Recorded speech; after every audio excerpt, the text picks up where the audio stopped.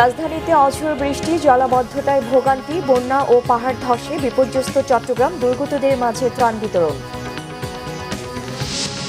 সাবেক speaker barrister Jamiruddin সরকারের ইন্তেকাল, প্রধানমন্ত্রীর শোক, বিকেলে সংসদের দক্ষিণ প্লাজায় জানাজা শেষে দাফন।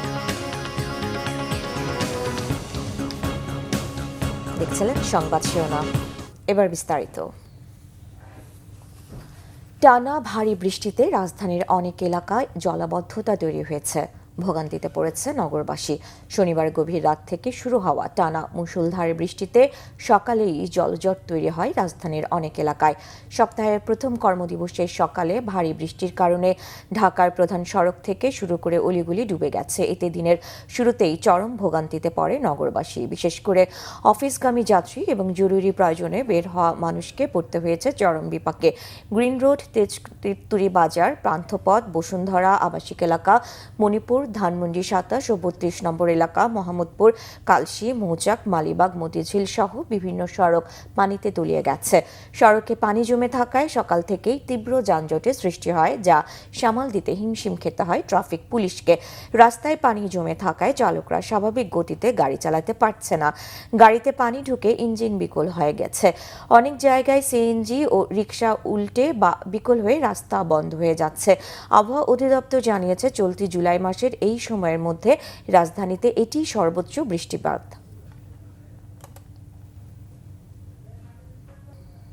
দর্শক, রাজধানীর মৎস্য ভবন মোড়ে আছেন সহকর্মী নাবিল জাহাঙ্গীর, সরাসরি কথা বলবো তার সাথে।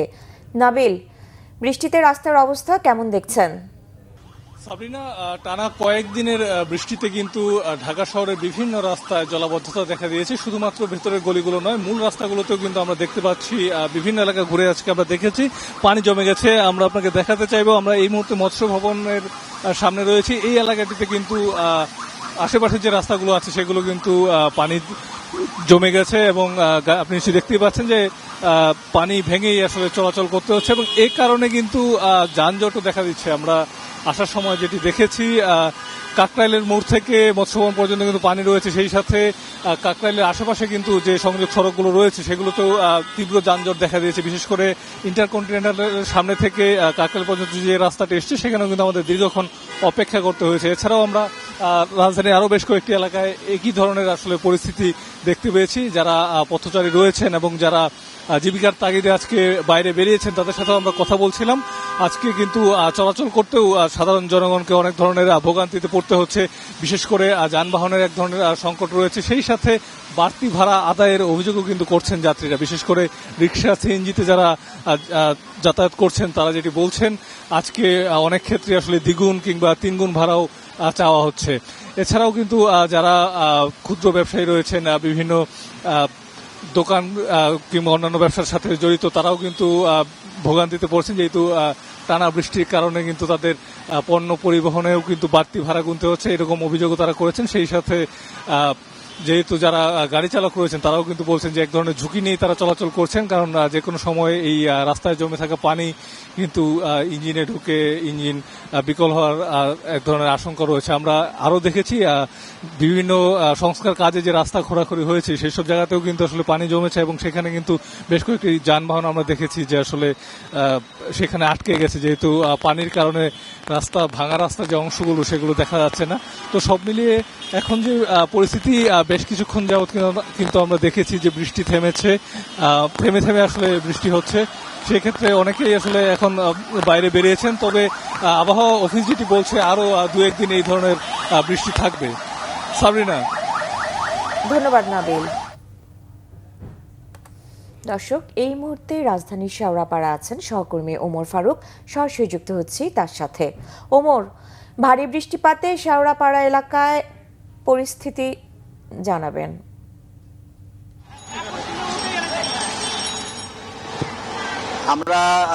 আমরা এই মুহূর্তে রয়েছি রাজধানীর শেওড়াপাড়ায়। দেখতেই পাচ্ছেন যে আসলে সকাল থেকে ভারী বৃষ্টির ফলে এই যে শেওড়াপাড়া, কাজীপাড়া এবং মিরপুর 10-এর যে সড়কটি রয়েছে সেই সড়কটি কিন্তু এখন একদম পানির নিচে, এবং দেখতে পাচ্ছেন যে আসলে এর ফলে এই রাস্তার এক ধরনের যান চলাচল একদম বন্ধ হয়ে রয়েছে। একই সাথে যদি বলি যে আসলে এই বৃষ্টির মৌসুমের আগেই কিন্তু এই যে খরাখণ্ড অর্থাৎ খোরাখুরি, রাস্তা খোরাখুরির ফলেও কিন্তু এই ধরনের সমস্যাগুলো আরো বেশি তৈরি হয়। দেখতে পাচ্ছেন যে আসলে যে শেওড়াপাড়া যে সড়কটি রয়েছে মেট্রো স্টেশনের আগে, এবং আমরা সেই 10 নম্বর থেকে দেখে আসছি যে পুরো সড়কটি কিন্তু বন্ধ এবং এই সড়কটি কিন্তু পানির নিচে রয়েছে। একই সাথে আসলে দেখতে পাচ্ছেন সাধারণ যে পথচারী আছে তারা কিন্তু মানে খুবই ভোগান্তিতে পড়ছে, এবং তারা প্রায় ভিজে কিন্তু তাদের যে কর্মস্থল বা গন্তব্যস্থল তারা সেখানে যাচ্ছে। একই সাথে স্কুলগামী শিক্ষার্থী যারা আছে তারাও কিন্তু এই যে ভারী বর্ষণের ফলে তারা ভোগান্তিতে পড়ছে।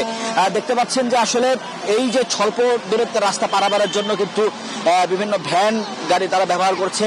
আমরা কিছুক্ষণ আগেই যে আবহাওয়াবিদের সাথে কথা বলেছি, তিনি বলেছেন যে আসলে সকাল 6টা থেকে দুপুর 12টা পর্যন্ত প্রায় 82 মিলিমিটার বৃষ্টি হয়েছে, এবং গত 24 ঘন্টায় 92 মিলিমিটার বৃষ্টি হয়েছে। এবং আমাদেরকে আরো যদি জানিয়েছেন আগামী 48 ঘন্টা মাঝারি থেকে ভারী বৃষ্টিপাতের আশঙ্কা কিন্তু রয়েছে। একই সাথে বলে রাখি, ঢাকা, রংপুর, দিনাজপুর সহ বেশ কয়েকটি অঞ্চলে কিন্তু অতি ভারী বর্ষণের সতর্কতা জারি করা হয়েছে। দেখতে পাচ্ছেন যে আসলে আমিও কিন্তু এখানকার একটি গর্তে পড়ে একদম ভিজে গিয়েছি। তো এই হচ্ছে যে আজকে যে ঢাকার যে সার্বিক পরিস্থিতি। তো এই ছিল আমার কাছে সবশেষ শেওড়াপাড়া থেকে। ওমর, আপনাকে ধন্যবাদ। ভারী বর্ষণ ও পাহাড়ি ঢলে সৃষ্ট বন্যা ও পাহাড় ধসে চট্টগ্রাম, খাগড়াছড়ি সহ 5 জেলায় এখন পর্যন্ত মৃত্যু হয়েছে 43 জনের। পানিবন্দী কয়েক লাখ মানুষ, বিচ্ছিন্ন হয়ে পড়েছে বহু এলাকা। তবে কয়েক জেলায় পরিস্থিতি কিছুটা উন্নতি হয়েছে। পরিস্থিতি ভয়াবহতায় ক্ষতিগ্রস্তদের সহায়তায় মাঠে নেমেছে সেনাবাহিনী ও বিজিবি। মেরুম ব্রিজ থেকে পানি সরে যাওয়া শুরু হয়েছে খাগড়াছড়ির দীঘিনালা রাঙ্গামাটি সড়কে যান চলাচল। প্রতিনিধিদের পাঠানো তথ্য ও ছবিতে আরও জানাচ্ছেন সিরাজুম্মনি শুভ।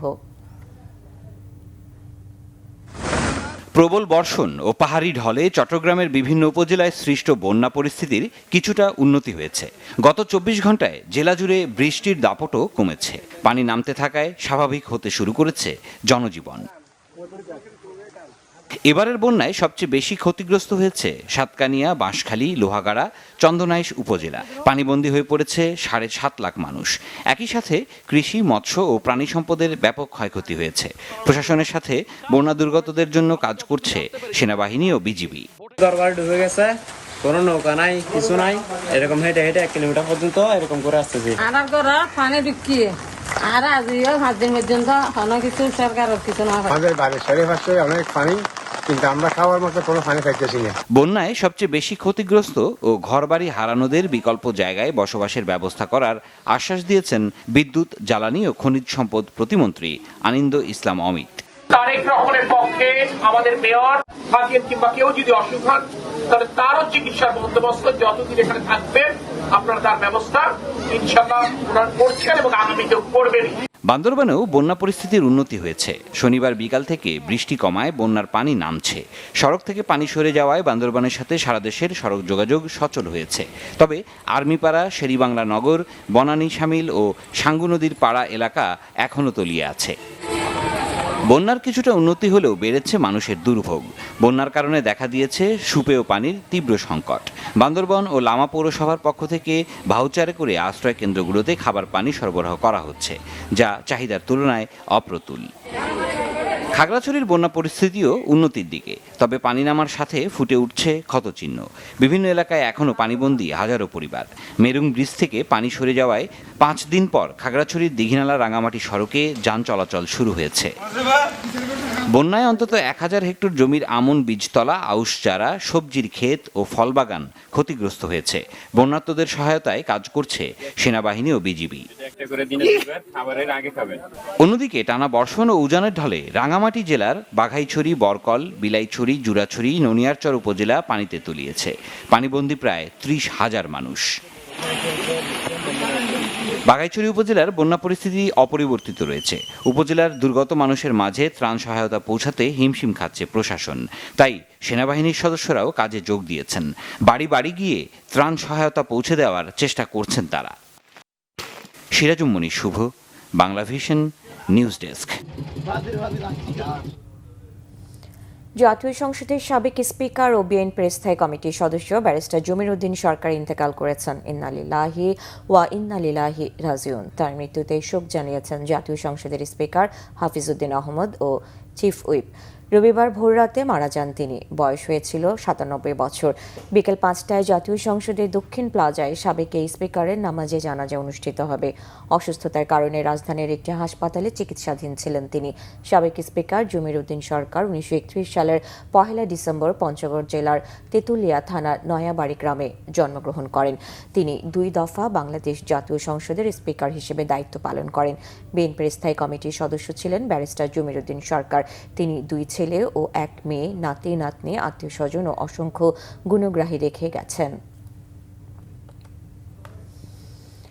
সাবেক ভারপ্রাপ্ত রাষ্ট্রপতি, জাতীয় সংসদের স্পিকার, বায়ান্নর ভাষা আন্দোলনের সৈনিক, বিএনপি জাতীয় স্থায়ী কমিটির সদস্য এবং বর্ষীয়ান রাজনীতিবিদ ব্যারিস্টার জমির উদ্দিন সরকারের মৃত্যুতে গভীর শোক ও দুঃখ প্রকাশ করেছেন প্রধানমন্ত্রী তারেক রহমান। একই সঙ্গে মরহুমের সন্তপ্ত পরিবারের প্রতি গভীর সমবেদনা জানিয়েছেন তিনি। এক শোক বার্তায় প্রধানমন্ত্রী তারেক রহমান বলেন, ব্যারিস্টার জমির উদ্দিন সরকার ছিলেন বাংলাদেশের রাজনীতির এক প্রজ্ঞাবান, অভিজ্ঞ, সৎ ও নিবেদিত প্রাণ ব্যক্তিত্ব। সুদীর্ঘ বর্ণাঢ্য রাজনৈতিক জীবনে তিনি সততা, প্রজ্ঞা ও দায়িত্ববোধের সঙ্গে ভারপ্রাপ্ত রাষ্ট্রপতি, জাতীয় সংসদের স্পিকার হিসেবে দায়িত্ব পালন করেছেন। বিভিন্ন সময়ে তিনি সরকার ও রাষ্ট্রের গুরুত্বপূর্ণ দায়িত্ব পালন করেছেন।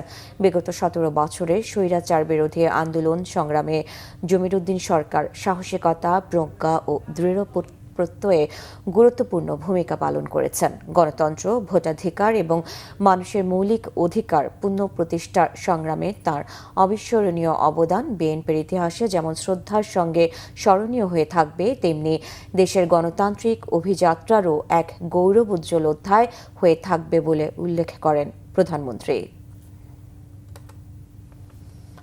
ঢাকার আমিনবাজার এবং ঢাকা দক্ষিণ সিটি কর্পোরেশনের মাতুয়াইলে ২টি বর্জ্য থেকে বিদ্যুৎ উৎপাদন প্রকল্প নিয়ে বৈঠক করেছেন প্রধানমন্ত্রী তারেক রহমান। রবিবার সকালে সচিবালয়ের মন্ত্রী পরিষদ বিভাগের সভাকক্ষে বৈঠকটি অনুষ্ঠিত হয়। বৈঠকে জানানো হয়, চীনের CMEC গ্রুপ আমিনবাজারে একটি ওয়েস্ট টু এনার্জি বিদ্যুৎ কেন্দ্র নির্মাণে বিনিয়োগ করবে। প্রকল্পটি প্রতিদিন ঢাকা শহরের প্রায় ৩,০০০ টন বর্জ্য ব্যবহার করে ৪২.৫ মেগাওয়াট বিদ্যুৎ উৎপাদন করবে। ২০২৮ সালের আগস্টের মধ্যে প্রকল্পটি জাতীয় গ্রিডে বিদ্যুৎ সরবরাহ শুরু করবে বলে আশা করা হচ্ছে। এই প্রকল্পের মাধ্যমে আগামী ২৫ বছর বিদ্যুৎ উৎপাদন করা সম্ভব হবে। অন্যদিকে দক্ষিণ কোরিয়ার B&F কোম্পানি ঢাকা দক্ষিণ সিটি কর্পোরেশনের মাতুয়াইলে একটি বর্জ্য ব্যবস্থাপনা ও বিদ্যুৎ উৎপাদন প্রকল্প বাস্তবায়ন করবে। এছাড়া এই প্রকল্প থেকে সৌর বিদ্যুৎ, সার, পশুখাদ্য এবং পরিবেশ বান্ধব ইকোব্রিক্স উৎপাদন করা হবে। এই প্রকল্পে প্রতিদিন প্রায় ৩,০০০ থেকে ৩,৫০০ টন বর্জ্য ব্যবহার করা হবে। এটি বর্জ্য ব্যবস্থাপনার উন্নয়নের পাশাপাশি জলবায়ু পরিবর্তন মোকাবেলা এবং বৈশ্বিক উষ্ণায়ন প্রশমনে গুরুত্বপূর্ণ অবদান রাখবে। প্রধানমন্ত্রী নির্ধারিত সময়সীমার মধ্যে ২টি প্রকল্প বাস্তবায়ন এবং পরিবেশ বান্ধব প্রযুক্তির সর্বোত্তম ব্যবহার নিশ্চিত করার উপর গুরুত্ব আরোপ করেছেন। চট্টগ্রামের বন্যা পরিস্থিতি জানতে সরাসরি যুক্ত হচ্ছে সহকর্মী নাসির উদ্দিনের সাথে। নাসির, চট্টগ্রামে ভারী বৃষ্টিপাত ও বন্যার সবশেষ তথ্য আমাদের জানাবেন।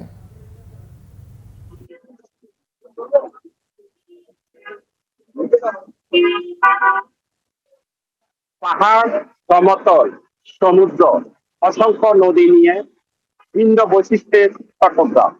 এই চট্টগ্রামে গত এক সপ্তাহ যাবৎ টানা বৃষ্টি হয়েছে। এর মধ্যে একদিন রেকর্ড বৃষ্টির পরিমাণ ৪৩৬ মিলিমিটার।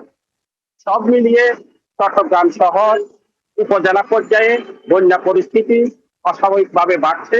তবে আসার কথা আজকে সকাল থেকে বৃষ্টির বন্ধের কারণে বন্যার পরিস্থিতি কিছুটা উন্নতি হয়েছে। তবে পানিবন্দী আছে এখনো ৬.৫ লাখ মানুষ। বন্যায় যানমালের প্রতিপক্ষ, প্রাণী সম্পদ এবং কৃষি ব্যাপক ক্ষতি হয়েছে। এ পর্যন্ত ১২ জন, শিশুসহ ১২ জন নিহত হয়েছে, আহত হয়েছে ২০ জনের অধিক মানুষ। সব মিলিয়ে এখনো পানিবন্দী আছে ৬.৫ লাখ মানুষ। বন্যা দুর্গত এলাকায় সরকারি পর্যায়ে ত্রাণ সামগ্রী বিতরণ করা হচ্ছে। স্থানীয় সংশ্লিষ্ট দেশের পাশাপাশি ঢাকা থেকে এসে কাজ করছেন বিদ্যুৎ প্রতিমন্ত্রী অনিন্দ ইসলাম অজিত সহ অনেকেই। বন্যা দুর্বল এলাকায় তবুও অনেক জায়গায় এখনো ত্রাণ সামগ্রী পৌঁছেনি বলে আমাদের কাছে অভিযোগ এসেছে। অনেক জায়গায় খাদ্য ও শুকনো খাবারের সংকট দেখা দিয়েছে। পাশাপাশি সুপেয় পানির জন্য অনেক দূর গিয়ে কলসি নিয়ে লোকজনকে সুপেয় পানি সংগ্রহ করতে হচ্ছে।